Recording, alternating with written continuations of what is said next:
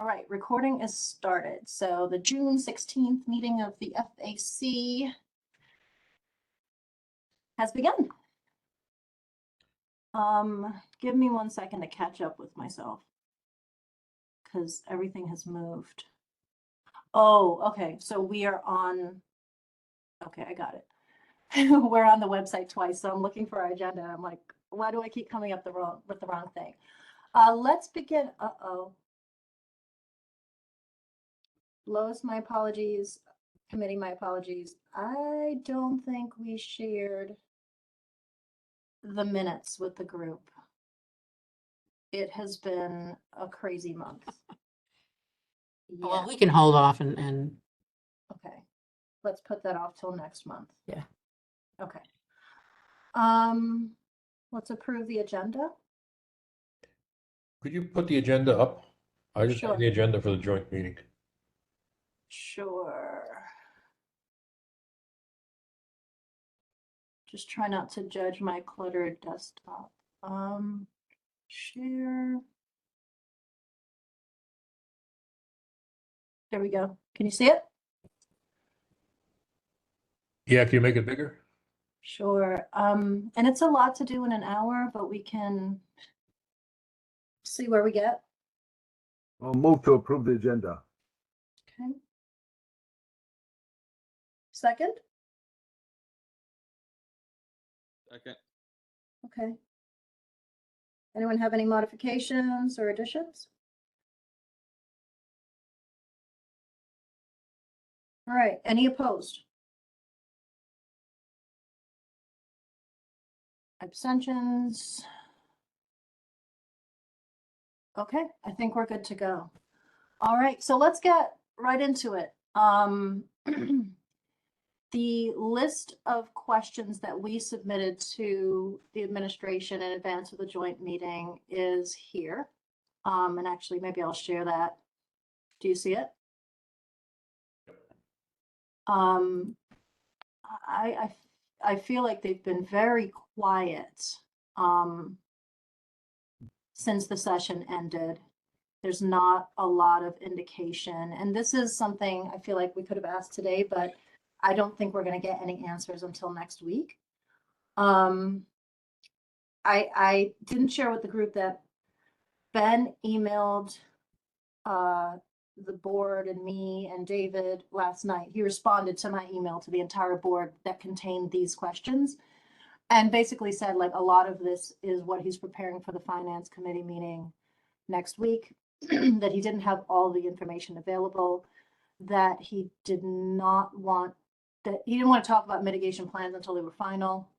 So I kind of knew that we wouldn't have a lot of this information, though I will say there are even certain sort of philosophical positions that were not discussed, right? Like how we came up with our current reserves target, for example, could have been addressed. But the questions are there, and I think I'm going to follow up by asking him to respond to them either in writing or explicitly at the meeting next week. Okay, so now that I have the questions on the record, let's chat. Go ahead.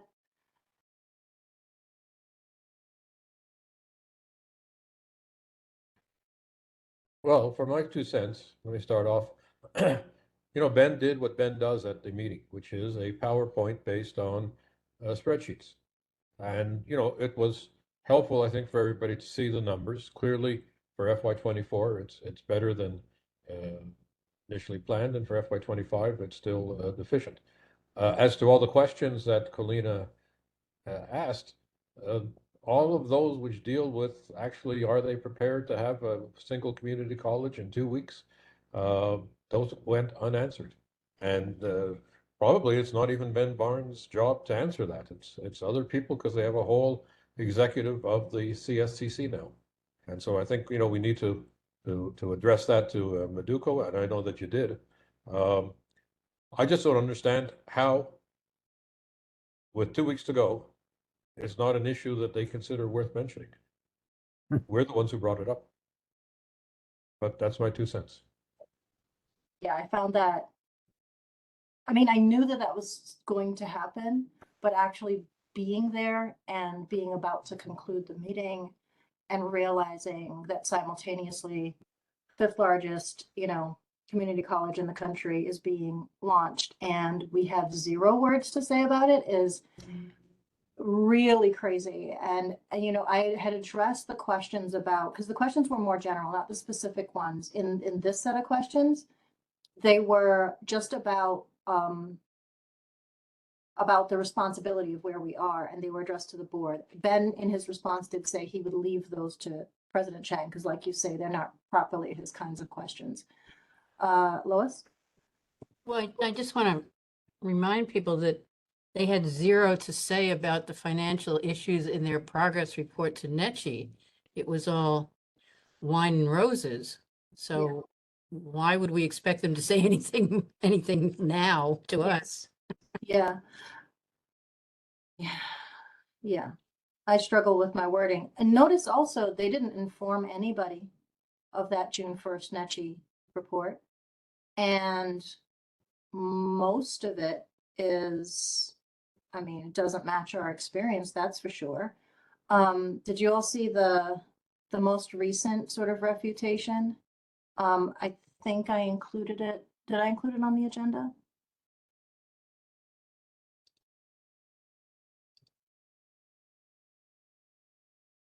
No, I didn't. It is on there. It's on the ct.edu website. And No, I can forward it when I. there is a Netchi submission from Seth Freeman and Larry Soleil. I haven't seen that either. Sorry, I thought I'd emailed it. Maybe I did. It's just lost in all the other things I gave you. But it's a response to that June 1st update, making it clear that a number of things that were said about marketing, IT, etc., were false. I also submitted a public comment, and they've had to comment on it as well. Mm-hmm. And they actually, I haven't gotten myself to be able to read the whole progress report, but I haven't either. the parts that I did read, I do remember on page 34, they make a statement about staffing or something, and then on page 38, they absolutely contradict themselves. I mean, it's just, Yeah. they can't even keep lies straight anymore because they've lied so much. They can't keep them straight. But, you know, And standard you're right, 7 more is about difficult to know. financial. Sorry, go ahead. Go ahead, Andre. No, I'm just saying is that the more you lie, the more difficult it gets. Yeah. Because you can't keep it straight. Yep. Well, there is an entire section on standard 7, Netchi standard 7, which is about financial, what is it, capacity, stability, whatever that term is. Not a single mention, even though simultaneous with writing that report, our system was putting out, press releases about being $335 million short. And the community college having a $95 million deficit in fiscal year 24, which is 2 weeks from now, it starts. And not one single word that indicates that. The dishonesty is shocking. And if something happens to our students, it's on us. All right, well, I start off part of one piece of my public comment by saying seeking accreditation while teetering on a fiscal cliff. And I included Chang's email to us saying that they were going to have to lay off 650 faculty and staff and 3,000 part-timers or whatever. I included that email as part of as an appendix in what I wrote.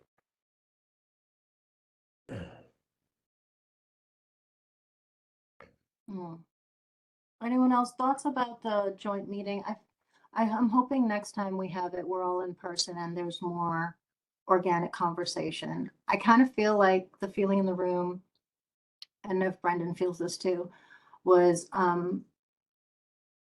more receptive than I would have expected. Like we've had challenges before where we feel like, oh, maybe we're entering a combative space. Um, I feel like the more that we're present, those conversations can go decently. So it'd be nice to do it again next time in person also. And, you know, next time I won't be confirming both the time and the location less than a week in advance. I think everybody was at capacity. So everything happened at the last minute. Plus Biden being in the state makes it hard for people to drive around. Yeah, I thought nonetheless. Can I just? Oh, sorry. Go ahead. Brendan, go ahead.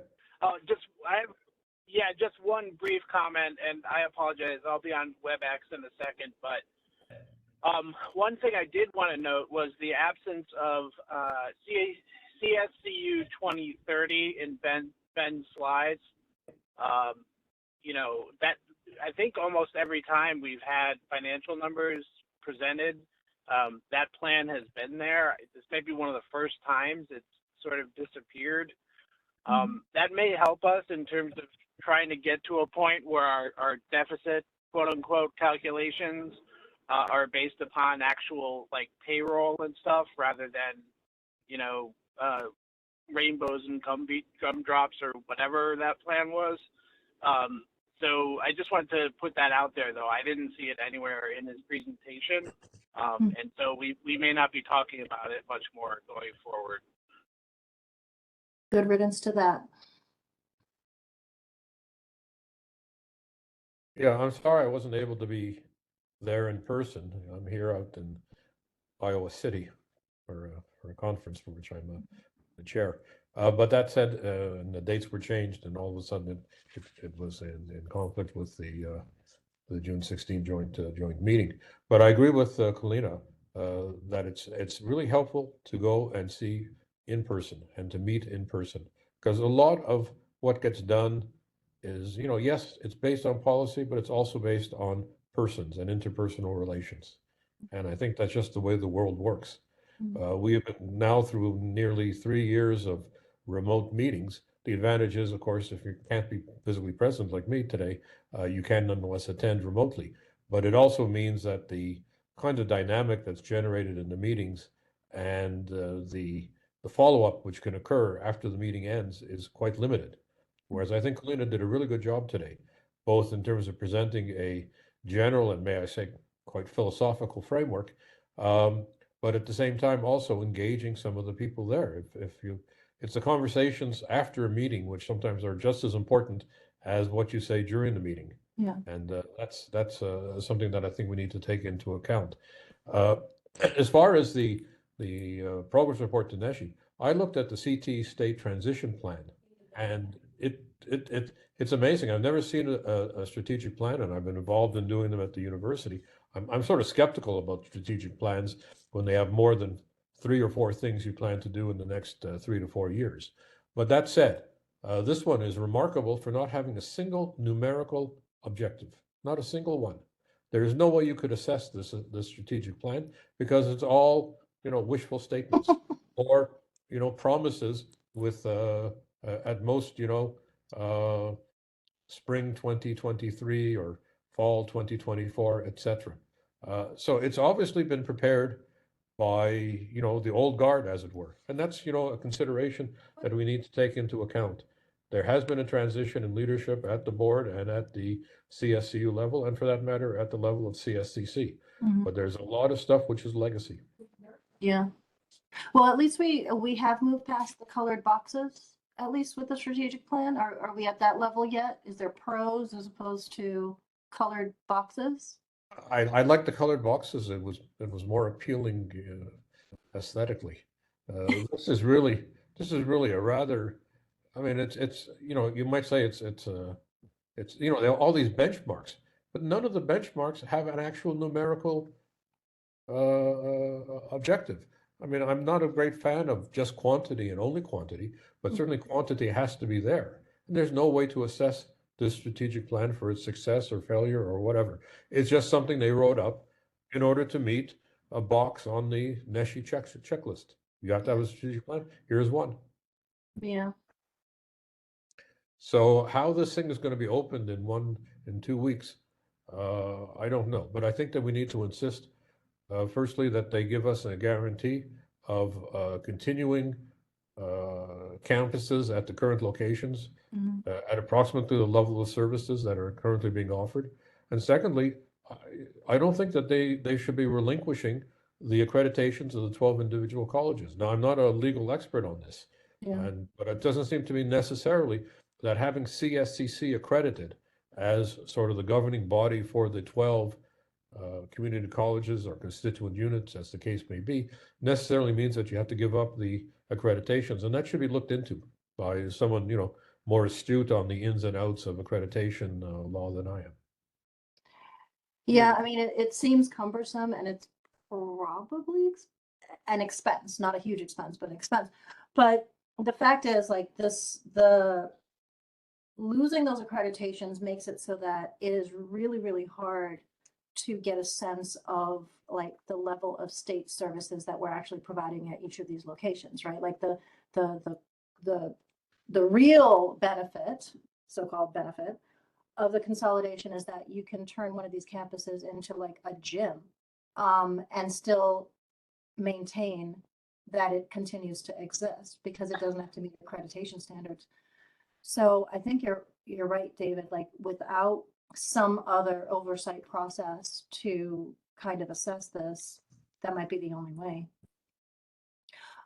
Let's just, because we have all of these things on the agenda for various other things, but in terms of just the meeting, I will say, I apologize that we didn't get more back and forth. So if, I talked for a long time, I apologize. If I got in the way of that, I apologize, but I will make sure that the questions that I submitted, there is a request to have them in writing by the time they have the finance and infrastructure meeting, which I think is what, the 21st, David? Yes, the 21st. So Okay. we're going to have a bit of a discussion on that issue of CSU 2030 and revising or replacing it. Mhm. Is there anything else about that meeting that we want to talk about? Well, it's the remediation measures. I mean, they have to now make their statement as to what they plan to do in 2024 and for 2025. I mean, the position previously or up to now has been that because of the 2025 deficit, layoff notices have to be sent in 2024, presumably to people with full-time employment but without tenure or a continuing appointment, giving them 1 year notice. I think that's a really bad idea, which I hope I sort of expressed in the remarks that I made at the meeting. Yeah. So that's Yeah, I going to think- be the challenge for the 21st meeting, I think. Right. Like we need to fight in with as much unity as we possibly can to sort of make clear, what the system needs, especially in the next, just even the next few months. And I think that is going to, that's just going to take away from any possibility of us actually doing that in a unified manner. So agreed. And again, Ben's response yesterday, indicated that he just couldn't address mitigation measures until the board meeting when things were official. It's disappointing, but it's something, and we have questions on record. Is there are there any additions that we want to like follow up with? Something did occur to me when he was talking. I'm trying to remember what it is, but. Well, I just had one more comment, which was I thought Mike Shea's comments were really quite interesting. This idea that if you have a decline in enrollment, which is happening across the country, Right. if we were able to maintain budgets even at current levels, that means more dollars available for each of the smaller number of students. I mean, it's an interesting point. Yeah. All right. Well, the next item is the reports of the chair and the vice chair. Let's see. David, do you want to talk about the statement that we provided to the board, the executive committee of the board, on June 6th? Yeah, that was basically contesting the way in which they calculate the deficit. Yeah. And as was pointed out by somebody just a minute ago, by Andre, I think, they don't seem to be mentioning CSCU 2030. But up to now, that's been sort of the baseline. You subtract what you expect to be getting from what you wanted, which was in a positive sense, aspirational, but in fact, really overreach. And then all of a sudden you get a deficit number. Yeah. And And so not that's what even we that, challenge. right? You subtract 165 million less than you got from that number, Yeah. because it was the governor's proposal. And Yeah. what's clear is also they use in their calculation of what they needed exaggerated requests for PACT, $81 million as opposed to the 23.5, which they're getting in 24, and $101 million in 25. I call that PACT plus. And there was very little explanation in their original 2030 brochure, other than it would be extended to university students in, job-ready majors. Presumably bad news for people in the liberal arts and social sciences. That said, that's not operating expense. And even though I think there's been a response from Ben who said, well, it does mean extra money, more money coming into the system if it encourages more people to become students. But it's a separate issue. There are really three aspects to it. One is the operating expenses, two is PACT, and three is the CBAC related costs. So we need to keep those separate, and that's basically what we said in our statement to them. Yeah. And regarding PACT, by the way, now that you bring that up, so I think Ben addressed the fact, because I thought it was better sort of coming from him, but he addressed the fact that we got an extra 8.5 million for PACT, taking it from 15 million to 23.5.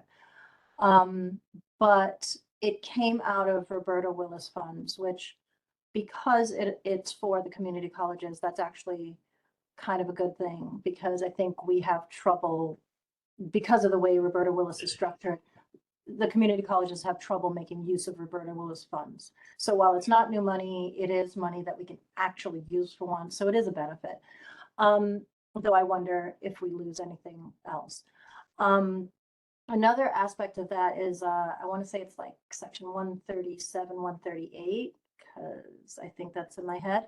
I'll check, but the PACT eligibility has been expanded to include returning students. Yes. So that'll be interesting. Okay. Still community college only, but returning students.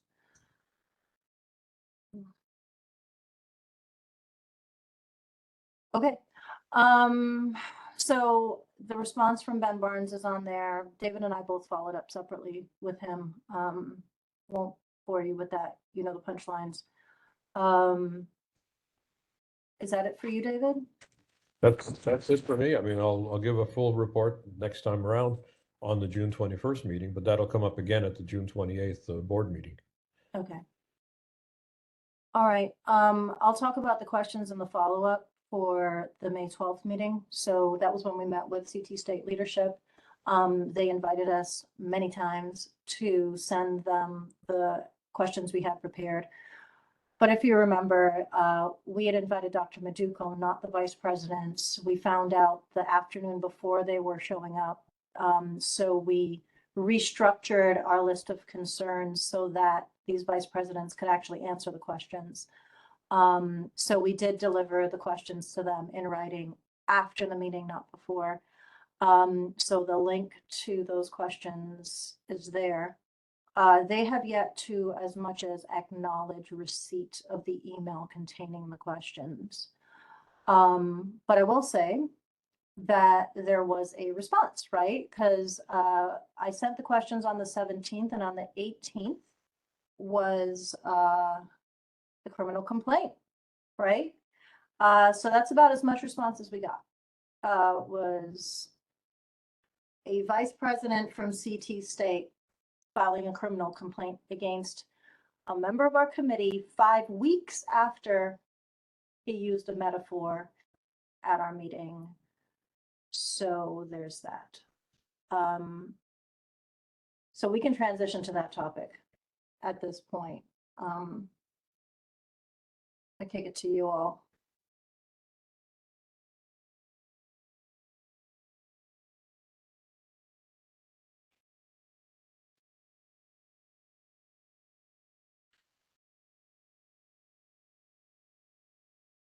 Nothing? Do we go back and say, excuse us, you haven't responded? Please respond. How do we handle this?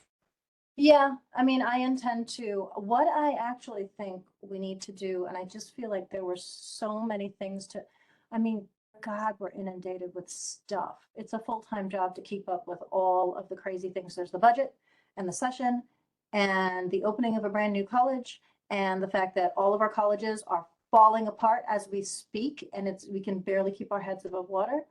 And then there's this.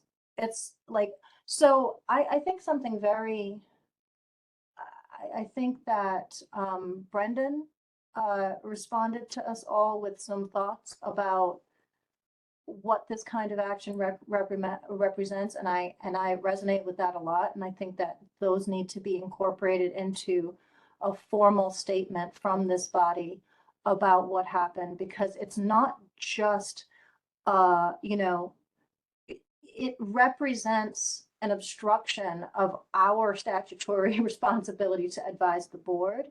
It is a form of intimidation, I think, having come from the level of a vice president. And because of its timing, I just think that there are many problematic aspects of this that need to be addressed and addressed fully. Also keeping in mind that FAC has a unique position. If those of you who have looked at the report that I shared with the whole committee, right? You know, words like insubordination, etc., are used, and yet in our roles on FAC, none of us is subordinate to CT state leadership. We have a responsibility to advise the board, and they have a responsibility to respond to us. And instead, that's what we got, right? So we are in a unique position, but the more general issue of obstructing governance in whatever form it takes, I think needs to be addressed. So yeah, I don't want to talk more, like, you know, without input from anybody else. Well, if I may, I mean, to me, it is indeed intimidation and retaliation. I have a hard time believing that they could have taken the words I uttered and interpreted them literally. You know, so I think it really shows the length and the means that they're willing to go to how should I put it? Indeed, retaliate and intimidate. I mean, this is what it's about. Right. And that does raise it to a whole new level. I mean, the interaction. By the way, I do want to say one other thing, and that is I do appreciate all the people that have signed on to the letter. But again, it's really not about me. It's about the principle. I mean, really, this shows a gross disregard for any. Actually, I think it is indeed a disregard of decorum, if you will, in public discourse. I mean, really, to attach, you know, a totally, as far as I'm concerned, absurd meaning to conversation that's, you know, whatever. Yeah. And it's also a sort of just a sort of distilled representation of what we've been dealing with over various years. The extent, right, the sort of the level of imposition folks are willing to tolerate to make sure that governance is not exercised. This has been going on since the beginning of 2018. Over and over again. This form was just particularly egregious, right? But from sort of the same locations, etc. And Andre, I agree with you. It's not about you, it's about the wider issue. But I will say that I am particularly sort of like I find it so outrageous that somebody who has put decades of work into the system the way that you have, and to whom we owe so much, can be treated with such disrespect. I think that's an awful thing to see, especially for someone who would also like to dedicate decades to the system and earn some measure of, I mean, decency, at least, right? So to that extent, I mean, I think there is this aspect about it that really is to some degree about you. And I am glad that we were able to at least, you know, see that there are many people who can show that respect and offer that support. So, Fran. Thank you. I suppose the police have some sort of responsibility to look into these things, given the current climate in the country. I understand, but the investigation should have gone something like this. The meetings in question are public record. They were taped.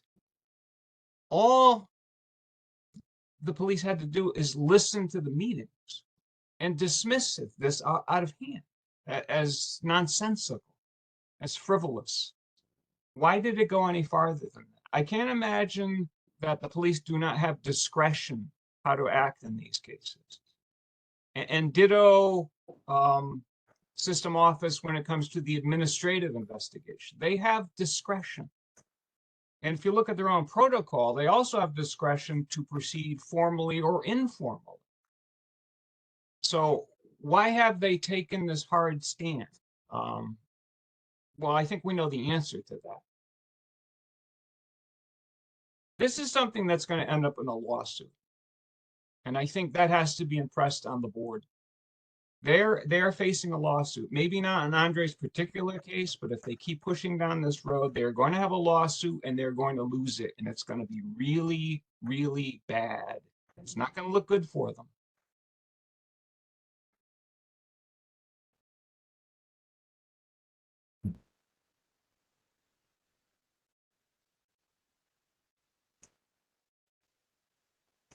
Anyone else? Okay, so if I had the time, oh, Lois, sorry, go ahead. I can't stop reading this. I'm looking at the Connecticut State Community College Police Department incident report dated June 5th. And it's not signed, but I guess it's from the police chief. The first sentence, if I were Mike Stefanowicz, I'd be a little concerned about this because the first sentence says, on May 18th, 2023, I received a threatening complaint from Mike Stefanowicz.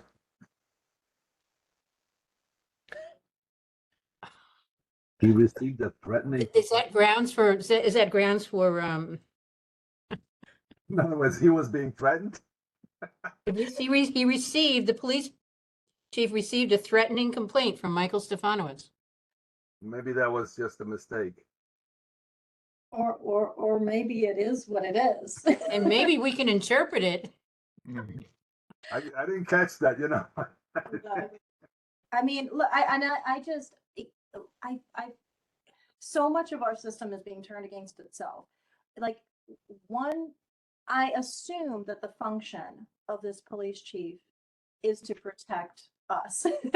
So for some bad actor to turn his first and most, like, most of us don't even know that this police force exists, right? We found out what statute it was that established it by going who went where to do what, who? Like, what do you mean the CT State Police? So his first introduction to the community is this. And this is a bad actor sort of turning so much against its purpose. And I have a degree of sympathy because as just a simple, person who stands in front of a classroom and delivers information in the hopes that it will be beneficial to my students, there is so much about the system that has been turning my actions against their purpose also. So that it is a mess. It's a mess. So anyway, I think that if we'd had more time, I think we would have drafted something. I think there are just so many things coming at us at the moment. I want to propose that we do a very quick draft. I think we can do this quickly and approve it quickly, and maybe just do a special virtual meeting that'll be half an hour long and just vote. This, and I think the other thing that we might need to do is at least have some formal statement about a NETCHI report that resembles nothing about what we see on the ground.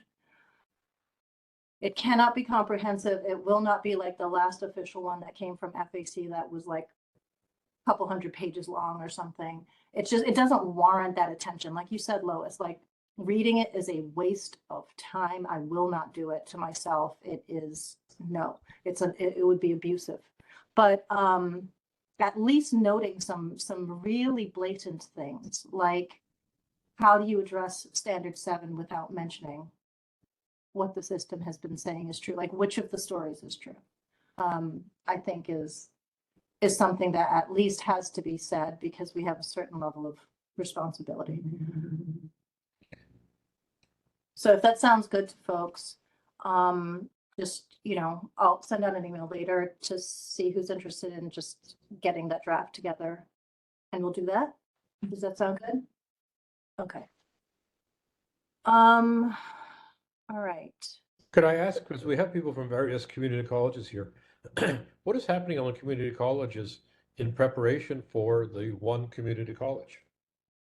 I mean, we're 2 weeks away. Do we even know the names of the various campuses, other than what, you know, apparently Barnes and Noble, you know, indicated on their mugs? Hi, this is Jen Long from Three Rivers. I don't think anything's happening. I think there's just the registration thing where you register per campus, and they're still called the original names, right? And there was, I mean, at Three Rivers, they had a sort of farewell to Three Rivers party.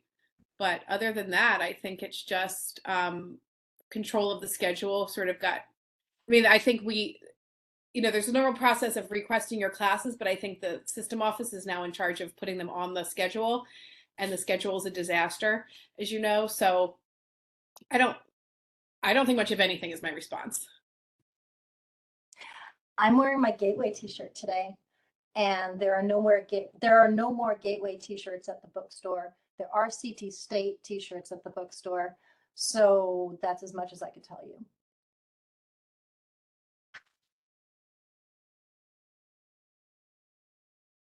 Mike Emanuel, can I ask you what's going on at Northwest?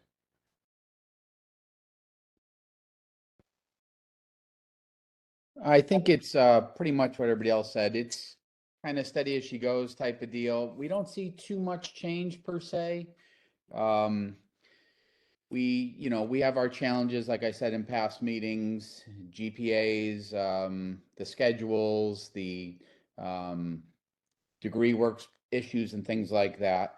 But we try to work through it. I don't think on a student level, they really see it until, you know, we know all the problems that come on with it. Old degree works, which seem to work just fine, might say you need 10 classes. And then the new degree works might say you need 12 or 14 classes. They see it on that end. But when you ask a student, or even like the general public who doesn't know too much, they're not really sure of the transition, if there's any change, how it affects them, things like that. But, you know, it's obviously, well, not obviously, for us, it's the same bosses.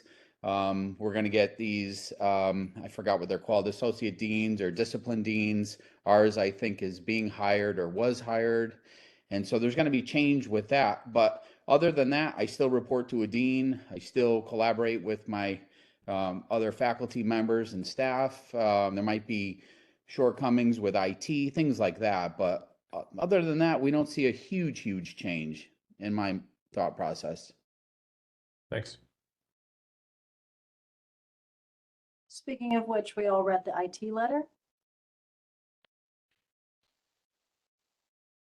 I sent 3 letters to the group. They were from IT, from student accessibilities, from student activities. And I think what they were all written from in the context of like sort of labor relations, renegotiating job descriptions.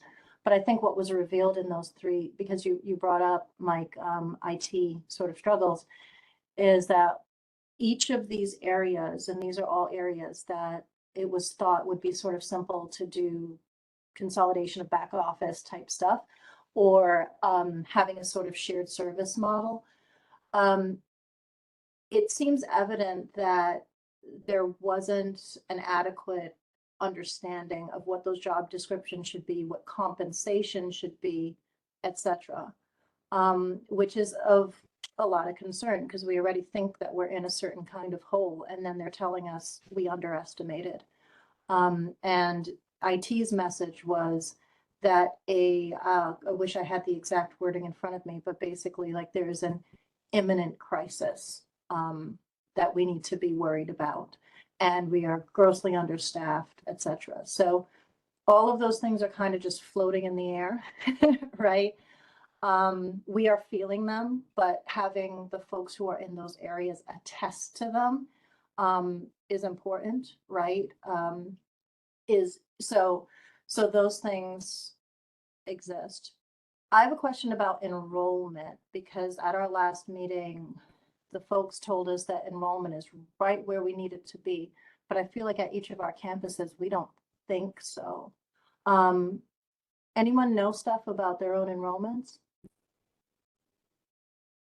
I can tell you how they're counting enrollment. This is Jen Long again. I heard from the full-time art faculty person on my campus that they just went ahead and cut a ton of art history classes that didn't have any enrollment, and they're making some sweeping changes there. Things don't look great at Three Rivers on the English side, I can say, but I think it's partly because of the for the 1010 and the 1010W courses, what courses linked and how the students are seeing them. So I think there's still a lot of confusion about that and the look of the schedule and how to get into the schedule. So of courses, we are feeling on our campus like things are kind of a mess, and that there'll be a scramble at the end, and it will probably work out, but it's going to be one of those nail biters. But we're anticipating losing classes at the last minute and then having a bookstore nightmare and all of the things. So we're feeling really uneasy on my campus. Okay.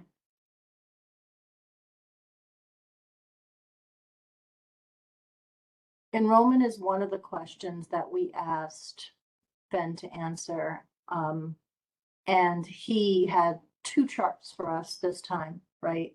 Talking about enrollment trends, which I think demonstrated the opposite of what we started the session saying, which is that enrollments at community colleges are on the upswing. And it's also different from what CT State managers told us last month, which is that we are exactly where we were at this time last year. So it would be nice to see which of these stories is accurate, and then maybe talk about why. But because that's quite relevant, and Ben sort of made it the hinge issue, right, moving forward in terms of our viability. All right, so maybe we'll revisit that.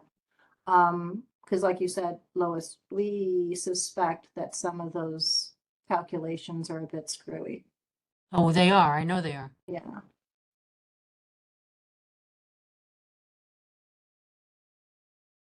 I've also written something that I'm about to send to Netchie about the selective admissions process that has pretty much at Norwalk anyway decimated our selective admissions programs, including the vet tech program, which I worked very hard to get at Norwalk, and I'm watching it be decimated before my eyes because of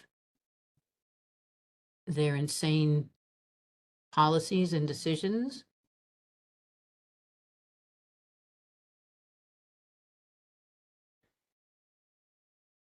Louis, how are they changing it? How are they changing? They have created, I don't know, they've got 3 or 4 people called selective admissions specialists that have taken over the selective admissions process for all of the selective admissions programs in the system. So At Norwalk, putting aside nursing, was that separate? Physical therapy assistant, respiratory care, and vet tech are all selective admissions. The program coordinators for those programs were not allowed to be involved in the admissions process at all, and they weren't given any information about the students who were applying, how they were applying, what was going on. They changed the admissions date for us, or for everybody, to October 1 to February 1. And for us, that was a disaster because we always accepted students in vet tech and respiratory care through the summer, and in physical therapy through June 1st for various reasons that were specific to our students' needs and requirements. And then on top of that, in February, they found they didn't get very many applications, so they extended it to June, but they didn't put anything up telling Oh, anybody no. that they extended it to June. The vet tech thing, for example, they have accepted four Oh, students for the fall. So that means wow. obviously they've decimated the program completely. Their acceptance policy, their admissions policies are contradictory to each other depending upon which website you're looking at. CT State has two different definitions for how they'll what the admissions requirements are. The basic admissions requirements are getting a C in 3 science classes and 1 intermediate algebra class. But on top of that, they've put on something that they need a 2.7 GPA. Mm, So, you know, C is a 2.0, so yeah. they have eliminated anybody who didn't have a 2.7. I don't know what they've done. I mean, this is just insanity. And in one area, it says science classes only for that GPA. In another area, it says science and math classes. Or for Northwestern, for example, it doesn't mention the 2.7. For Norwalk, it doesn't mention the 2.7. For Middlesex, it mentions the 2.7. Jesus. It's a total disaster, And they wouldn't allow any of our faculty who know our students, know the programs, understand all of this, Mm. understand the issues behind it, to be involved at all. They would not give them the information about the applicants. Oh, boy.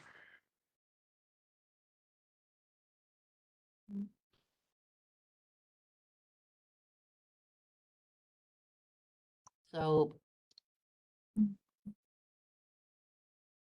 it's, just,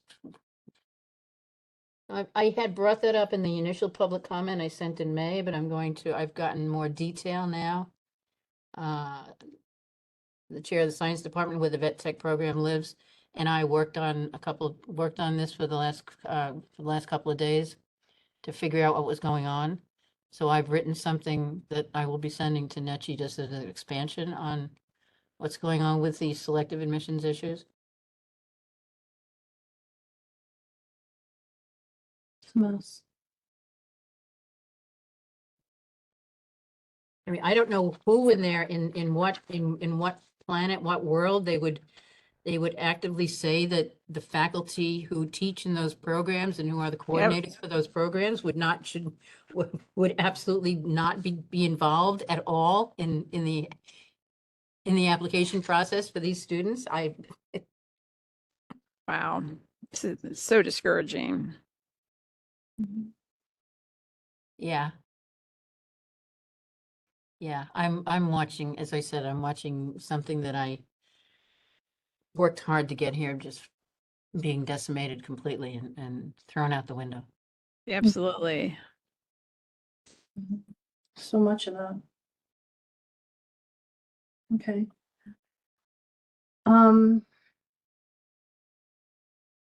Anything else? Mary Beth is saying in the chat that as Nuntech is experiencing some of the same things that Jen mentioned, in terms of eliminating classes at the last moment. and things like that. So we're eliminating classings early, eliminating them late, that kind of thing. Scrambling people's schedules. As I sat here, received an email, you know, that we've been struggling with people getting paid on time and in the right amount. Just got an email asking that we bring this up in FAC again. We'll have to bring it up properly next time because I'm just scanning the email, but apparently, folks who started teaching courses at one campus on the 22nd, we struggled. The great win that we achieved with payroll this summer was that we got them to commit to telling us when our paydays were going to be. And when I asked, I received it. And one of those paydays was today, or, you know, check date if it's direct deposited yesterday.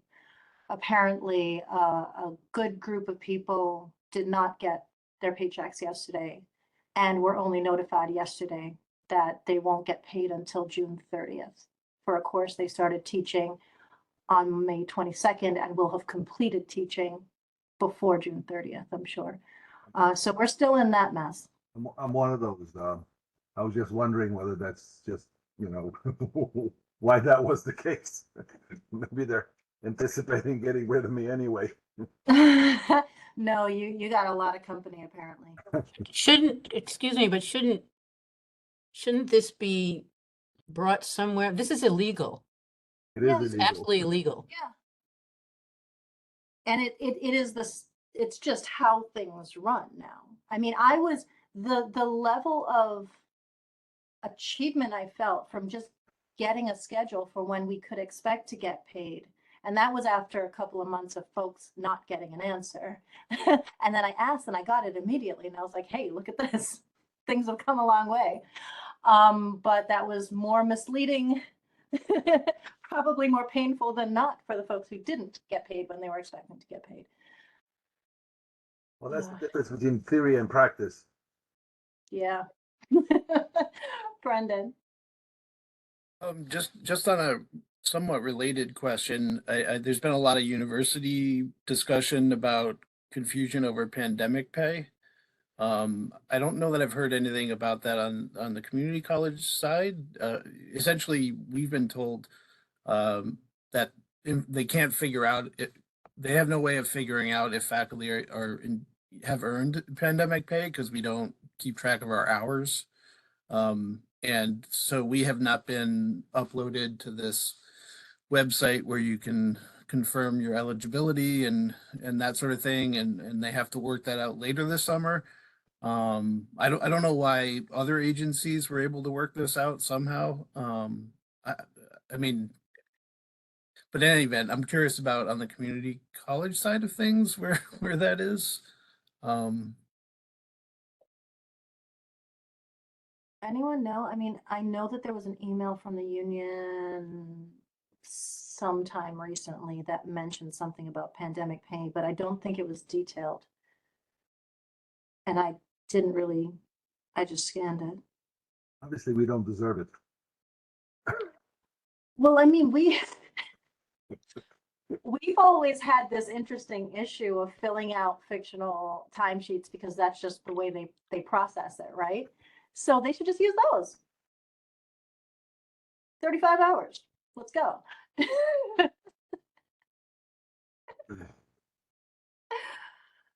I mean, I haven't heard about this, Brendan, but I would have guessed that the folks who actually were required to go into classes Yeah.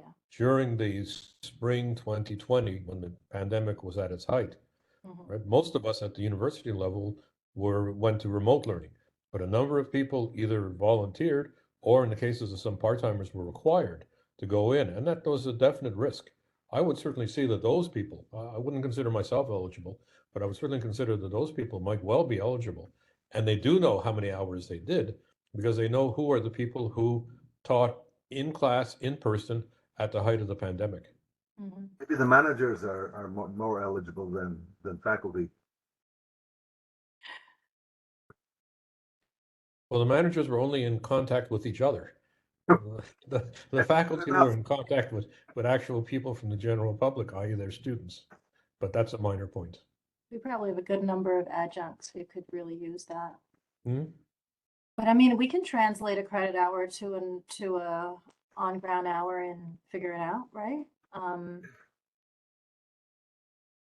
We can, but they can't. All right, and Fran has put the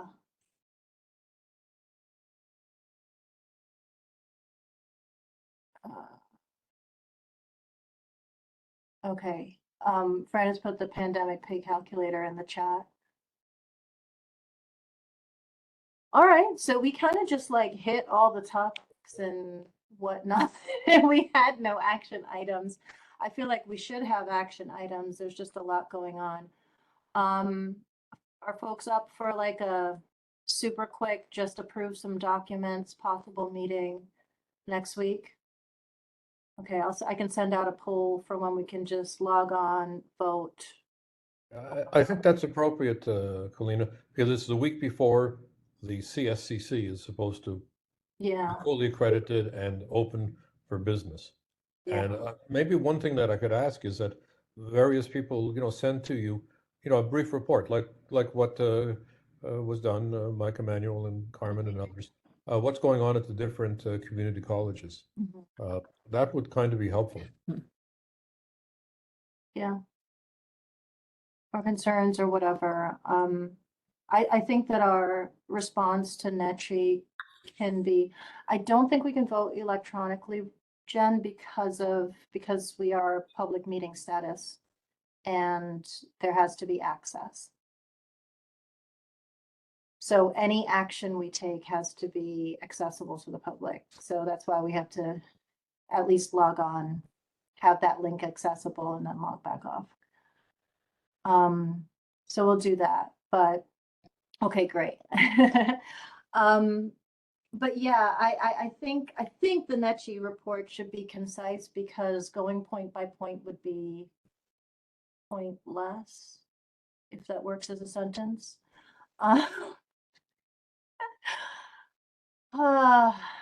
Okay, cool. Are we ready to adjourn? Motion to adjourn. Woo! All right, oh, Mike, go ahead. I'm just seconding it. Okay. Wonderful. I'm ending the recording.